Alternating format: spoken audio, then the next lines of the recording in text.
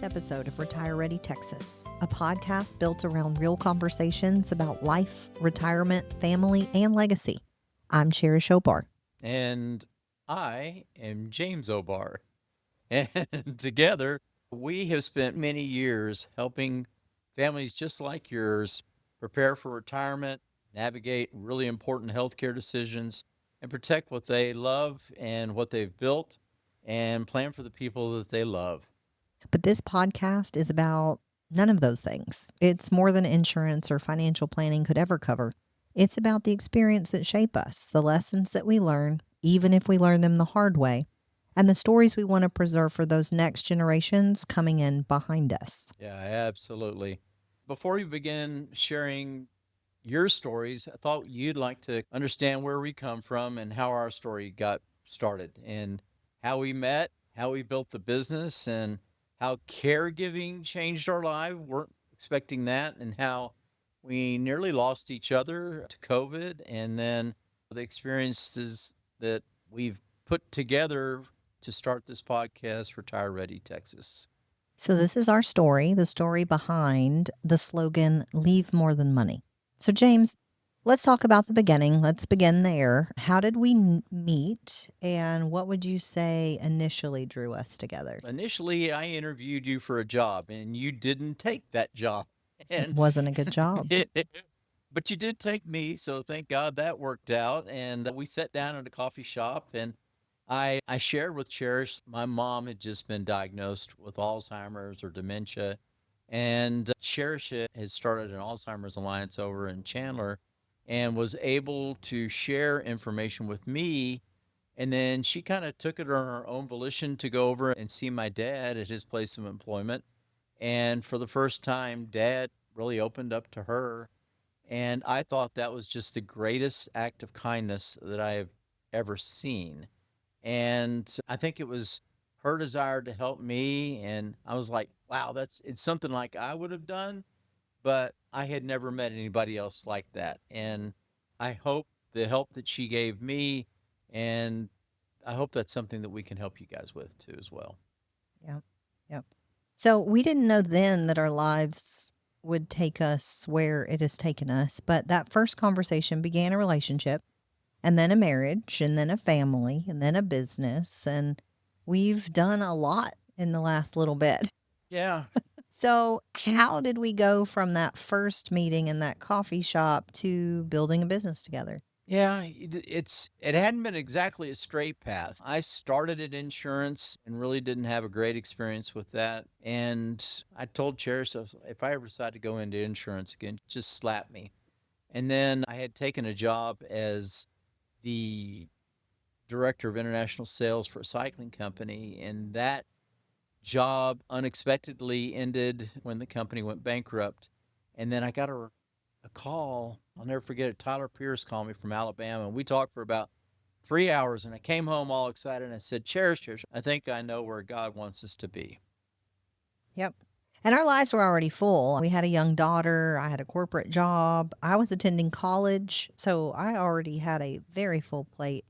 But I was a supportive wife for James and let him go do what he wanted to do. And it quickly grew. We started with the core 5 people, and then it grew to 20, and then 70, and then it went up to about 100 people that Yep. we were partnering with. And in the beginning, I remember asking, James, what's your goal? What do you want to do? And as somebody in their 40s and looking at what second half of life looks like, I was like, I just want to spend my day with you. We would come home from our corporate jobs, and we were just giving each other the leftovers, and Yep. that's not good.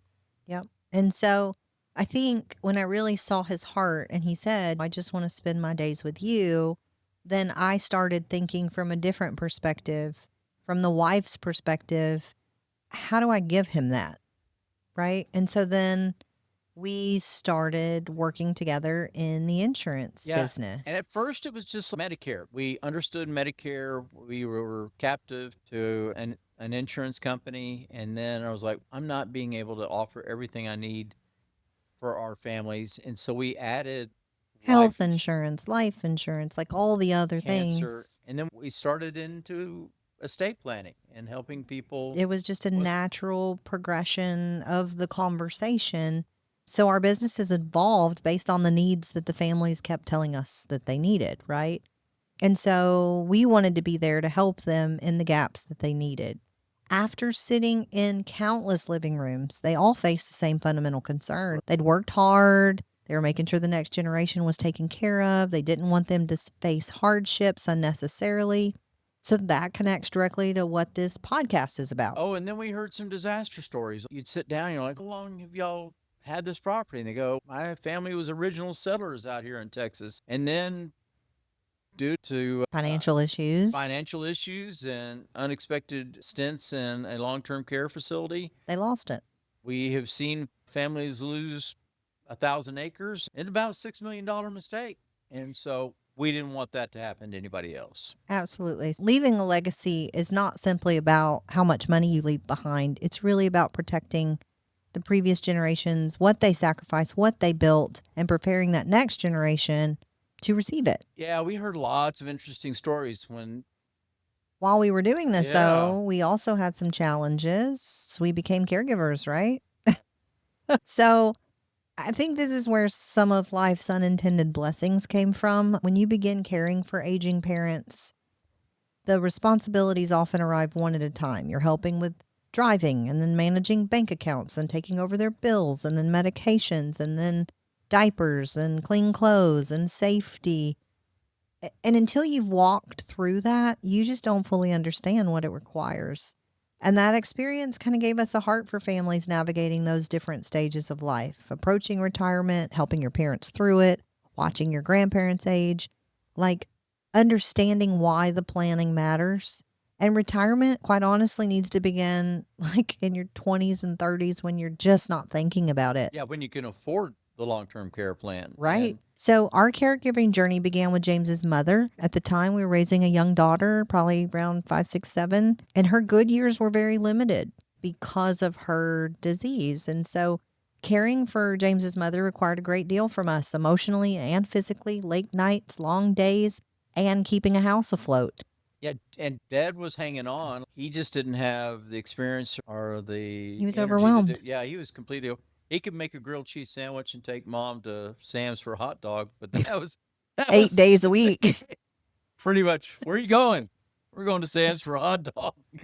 Little did we Okay. know why. He had forgotten some things. I just thought they liked hot dogs. Not 8 days a week. Not 8 days a week. But we have no regrets. We believe that I believe when I get to heaven, James's mom's going to come see me and hug me and 100%, thank me, for right? sure. And I think that's why we do what we do. And then, so during that caregiving process, COVID hit Yeah. and we got it pretty much every time it came out. But I can remember sitting on a couch and we were looking at each other and we went and bought a pulse ox machine and we're down at about 85% O2 sat. And I was like, If we don't do something, we're going to die. we're going to die. So we went to the ER. They understood how bad we were. They x-rayed our lungs and they looked like glass. And they pumped us full of everything. And I'll never forget the last thing they actually made us sign a release form. It was for some monoclonal antibodies. And so they took us back to this dark room, pitch black. And it was we were separated by a curtain. And we had these IVs in us. And they're like, we don't know if this is going to work. We've had some experience, could have an adverse reaction to it. And so for 2 hours, we sat there and going, Cherish, you okay? James, you alive? Yeah. Are you feeling okay? You still there? And then about 3 a.m., by the grace of God, we walked out of there feeling, I know we're going to make it. We God's could survive. delivered us. Yeah. So that was scary. But then the recovery, we didn't know what we didn't know. No. We both had long COVID symptoms. We suffered with exhaustion for a long time. Our Yeah, heart racing issues. Our workout was going to the mailbox and back, and they're like, what's your heart rate? Oh, I think it's about 50. I'd have to lay down after a mailbox trip. And then the brain fog, like completely depleted. I couldn't even stare at my computer screen. I couldn't run a quote for people. I just couldn't do it. Yeah. Thank God we had built the business and it had some residual income because we couldn't have kept normal It jobs. sustained us during that period, and it It lasted absolutely. longer than I wanna admit it did, but it took some time. And so as we began emerging from that, we wake up and James's dad is now suffering with dementia Kind of like, symptoms. oh gosh, Is it are ever you gonna end? kidding me? Are you kidding? So then a whole new process started. I had to take his car away, and then out of guilt, I bought him this really nice golf cart that he never drove, not once. Yeah. And his condition has progressed, and he's thriving now in a memory care facility. But an enormous chunk of life it ate up. Yeah, we kept him at in our little barn dough for 2 years, but that was full time monitoring through the ring So cameras. I would say that our life and marriage together has been from one drift circle to another drift circle. We're a couple race cars that are stuck in drift circles. Yeah, but it's God has blessed us, and we have about 40 families relying on us for their income. Yeah, it didn't unfold the way that we planned. I don't think we planned any of it really. I think sometimes things just happen and then you grow your deepest roots in the valleys. Yeah, those hardest times, it shows you what you're made of. It Character, right? increases your faith, and it's a story to tell. And These kind of experiences is what led us to create Retire Ready Texas. As we begin helping other families, living through it ourselves and then helping other families, then we felt that a lot of them had the same, not identical, but very similar, relatable things that they were going through. Countless families have stories that need to be told, whether it's Texas or Oregon or Montana or Virginia. Texas is just the mindset, faith, family, love, hard work, grit. yeah, you're either going through it now or you will go through it. And the way that the legacy works is Those stories need to be preserved. they do. And so we're going to preserve our side of it, but we're asking you to start thinking about stories that you have about your grandfather and your dad, and the last time that you went fishing with him, and the last time you went on a car ride. And we want to preserve those legacy moments on this podcast, on our website, on YouTube, on TikTok, all the all, platforms. all the things, because your voice deserves to be heard. And I would love one day for someone's grandchild to find this podcast, find their grandmother that was sitting here talking and telling her story. What family heirloom was important to her and why, and what she endured, and what made her laugh, what made her cry. What are some of the big challenges of her life? What an amazing legacy, right? So it's important to realize that you rarely recognize the last time while you're living it. It is a shame. I told Cherish a couple of weeks ago, I was like, it is a shame that all the memories and the life experiences are not captured when somebody passes away. And I think that was the impetus, the driving or initial driving thought of let's capture what we can about those legacies and make it to where people can, a great grandkid can watch this episode years later and hear about their family. It is something that you can't get off of a family tree Yep. at all. When your story's finished, the greatest thing you leave behind will not be found in your bank account. It's not. So, together with We Are the Obars, we hope to help you, I would say, Leave leave more more than than money. money. Yeah. One, leave those. Leave that advice. Leave that faith. Leave the man. I wish I could have one last time with my grandfather on the back porch. So that's why we created Retire Ready Texas. So the episodes ahead, we're going to have honest conversations about that family, faith, retirement, hardships, and the things you want to pass down. Share practical information to prepare you for future, for caring for people that you love, protect the generations of your family, what they've worked hard to build. So if this episode reminded you of someone whose story needs to be preserved or told, don't wait. Call them, sit down, ask the questions, turn on the recorder and go. So Yeah, thank we're going to develop.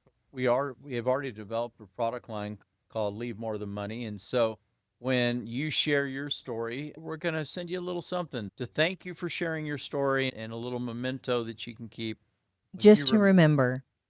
leave more than money. We appreciate you being here for episode 1. Every week we'll be dropping an episode or two as time and permits. And I think we already have what we're going to talk about for season 2 or episode 2. So make sure See you you on the tune next in. one. Absolutely.